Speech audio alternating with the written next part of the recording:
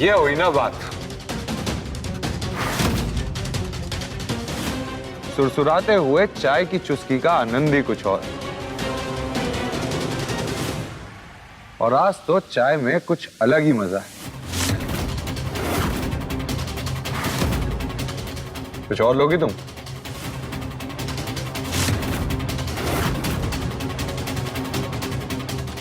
Mrs स्वरूप, जिस तरह से आपने हमारी हर मनपसंद चीज हमसे छीन कर हमारी जिंदगी बेरंग की है, हम भी तिल तिल करके आपका जीना मुश्किल कर देंगे। हमारे पास हमारी कोई मनपसंद चीज नहीं है ना। आप भी भूल जाएंगी आपके मन का और मनपसंद का क्या होता है।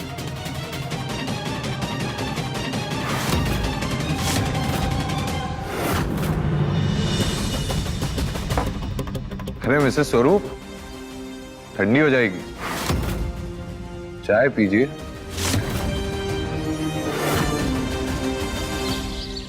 तुम्हारी हिम्मत कैसे हुई हमारे घर में आने की? थोड़ी सी भी शर्म बाकी होती ना तो यहां मुंह नहीं दिखाती।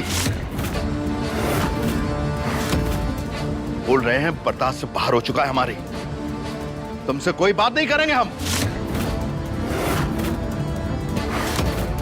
उल्टे रास्ते लौट जाइए और साथ में अपनी नातिन को भी ले जाइए।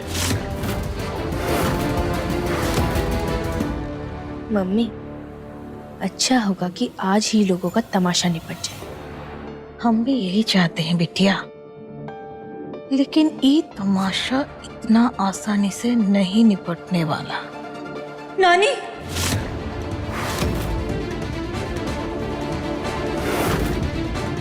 लो आ गई नागिन। अब होगा असली तमाशा।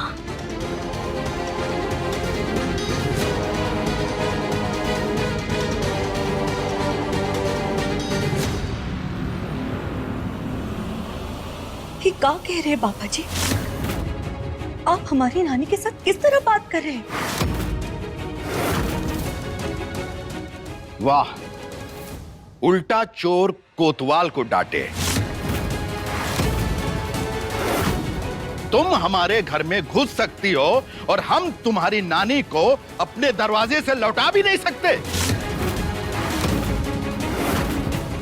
अरे शुक्र मनाओ, तुम्हारी नानी अभी तक यहां खड़ी है और बात कर रही हैं। अरे तुमने तो ऐसा काम किया है, अगर तुम्हारी नानी को यहां से धक्के मारकर भी बाहर निकालूं तो भी कोई बुराई नहीं होगी हमारी।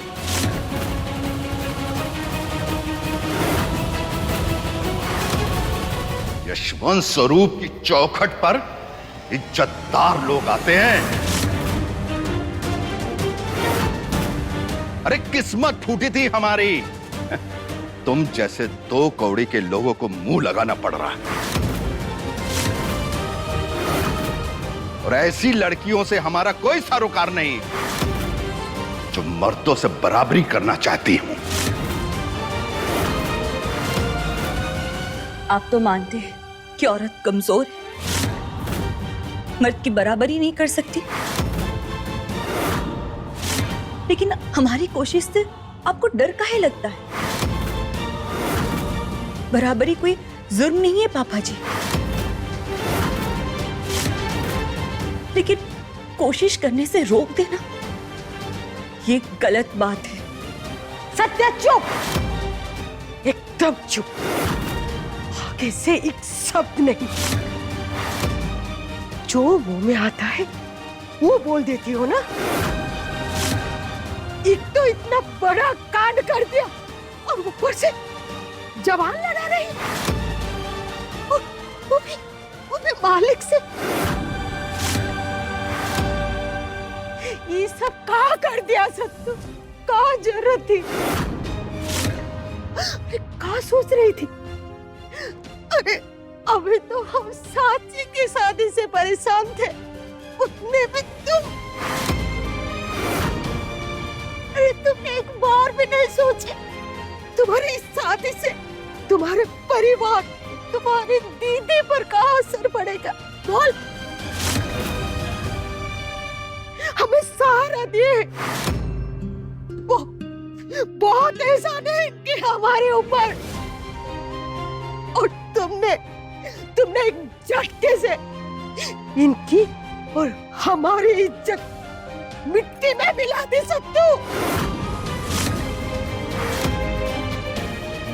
हम नहीं जानते तुम्हारे सर पे कौन सा भूत सवार है, लेकिन तुमने जो आज किया है ना सत्तू, उसकी माफी कोई नहीं दे सकता, हम भी नहीं।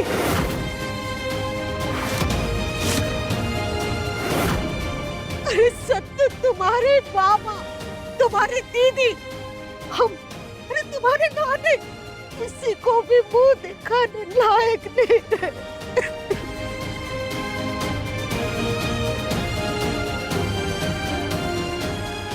वाह, चलो इस बात का तो एहसास है कि कहीं मुंह दिखाने के लायक नहीं है, लेकिन फिर भी मुंह उठा के चली आई। चलो अच्छी बात यह है कि तुम भी मानती हो कि ये शादी बहुत बड़ी गलती है। तो एक काम कीजिए, अपनी नातिन का सामान समेटिए और अपने साथ इसे गांव ले जाइए।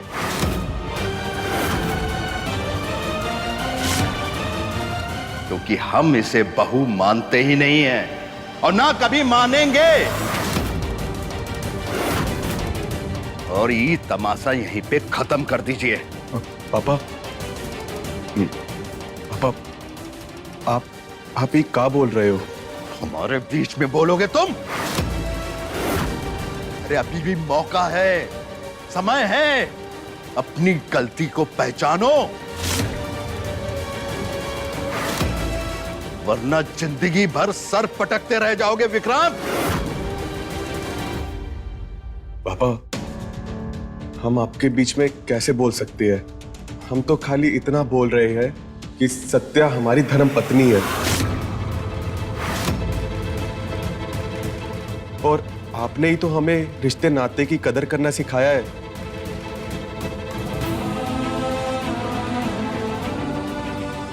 सत्या को हम कैसे जाने दे सकते हैं जब देवताओं और अग्नि को साक्षी मानकर उसका साथ देने का वचन दे चुके हैं। हमारी समझ में नहीं आ रहा कि हम करें तो करें क्या।